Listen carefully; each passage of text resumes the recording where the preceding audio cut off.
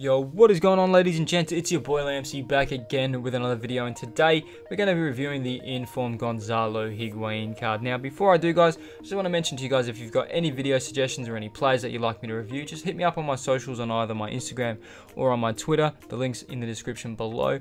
I'm more than happy to help out. I don't really miss a message at all, but if it is a player on FIFA that you'd like me to review, it really can't be any of the high tier players like your prime icons and your team of the year players, because I'm not really fully invested with a lot of coins. But nonetheless, guys, let's just jump straight into it. So obviously we've got 89 Higuain with 74 pace, 89 shots, 71 passing, 85 dribbling and 75 physical as his base stats. We've also got a hunter card on him, which obviously brings up his pace and shooting.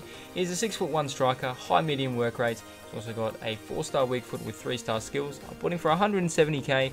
I did buy him second day he did come out, so I did buy him at more of an expensive time.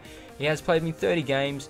He's got me 38 goals and 14 assists as well, and which I believe 24 or 25 of those games were in foot champs, and he only missed out on 1 or 2 games where he didn't score. So overall, he's got a really good return for me as well. Now, having saying that as well, guys, you can get him up for a lot cheaper right now on the Xbox market. I believe roughly around the 140k mark. So anything below, that would be an absolute steal. So keep an eye on it, because especially with him coming out of packs now, he's going to be a little bit more expensive in the long road. So moving over to his in-game stats right now, the main standout ones that I want to bring to you guys is 94 attacking position. He's got 94 finishing, 87 shot power, 92 volleys as well. He's also got 88 composure, 86 dribbling, 87 ball control, 88 reactions. He's also got jumping of 80 and 82 heading accuracy, which goes really well together, and 86 strength. Now, also the main key stat that everyone looks at is stamina, but I'll go into detail a little bit later. But that is the team that we're playing him in at the moment. Now, he is an absolute gem, just playing basically wherever you want him to. I do play him at a 4-1-2-1-2 second variant, and I play him and Lacazette as the strikers, Hazard playing at the cam. We've got De Jong playing as the left centre mid, Pogba at the right centre mid. We've also got Lampard playing the CDM. We've got Tagliafico on the left, the two pairing centre backs of De Ligt and Virgil van Dijk. Then we've also got the right back at Serge Aurier and the team of the year De Gea as well. So you can basically chop and change on what you want to do there. It's really up to you. I really strongly recommend you having someone maybe quick playing behind Higuain, because if you want to link up. But nonetheless, guys, let's just move into his pros and cons that I've picked up over the 30 games that I've played with him. Now, the first pro that I want to bring to you guys is that his power in shooting is absolutely phenomenal. As you can tell, it is a little bit broken at the moment due to the last couple of patches that have come out, but I want you guys to abuse the power of his shot in game. Now, it's just absolutely phenomenal the way that he can strike the ball into the back of the net, whether it's on the ground or even just a volley. You'll see a few volleyed goals as well. So I would just abuse the power in the shooting, because it's really nerfed. Negative nerfed at the moment, so it's really good.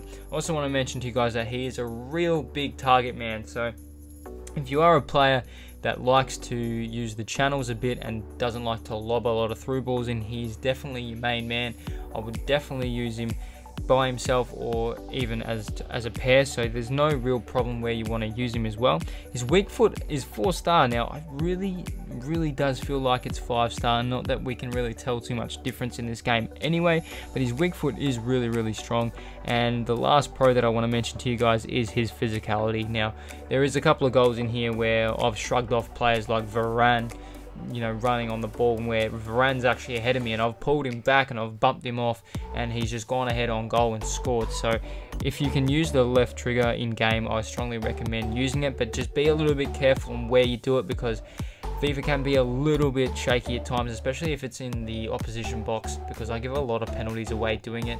I don't know why. I think it's because they tug on their shirts a bit, but sometimes you don't even see that. But just be careful in where you do it. But if you're running on goal, definitely try to use it and use that to your advantage. Now, the cons that I want to bring to you guys as well is his agility and balance with his pace. Now, the agility and balance is really good with just together, but since his pace is still quite low, you don't really feel it as much. Now, obviously, a quick player with, really good agility and balance, you can feel a lot more, but he doesn't get bumped off the ball or anything a lot, so which is a key thing. But I just want to let you guys know that if you want to use your agility and balance, you know, he's not going to feel all that good because he's not that quick, but he doesn't, you know, doesn't go off the ball a lot, but just his pace is one of the main triggers in the game. Now, if you're basically one-on-one with a player, so if just say you're running against Varane or you're running against Sergio Ramos or Eder Militao, just one of those, you know, quick strikers, I strongly recommend you not doing it, and I strongly recommend you having your back to goal and, you know, playing through the channels and passing it around before you through ball it in. Just make sure you've timed it well. If you want to play, if you're a player that really likes the through ball, I strongly recommend you using the left bumper and pressing A and waiting for him to run onto it and timing it to perfection. Now, guys, I do it a lot.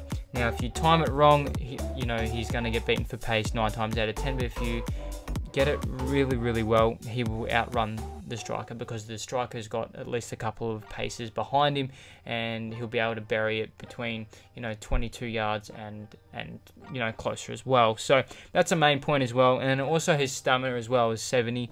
But the thing is, guys, I know he has 70 stamina, but if you're playing him at a 2 striker, he doesn't feel to die as much now, which is really, really good, which is really interesting as well, because Lacazette dies for me quicker. I'm not too sure if it's because I burn the pace out of him the most, because Higuain, I try and not use Higuain as much to run, you know, great lengths of the field. But keep in mind, guys, if you do want to run with Higuain a lot, he does have low stamina, so he will burn out quick.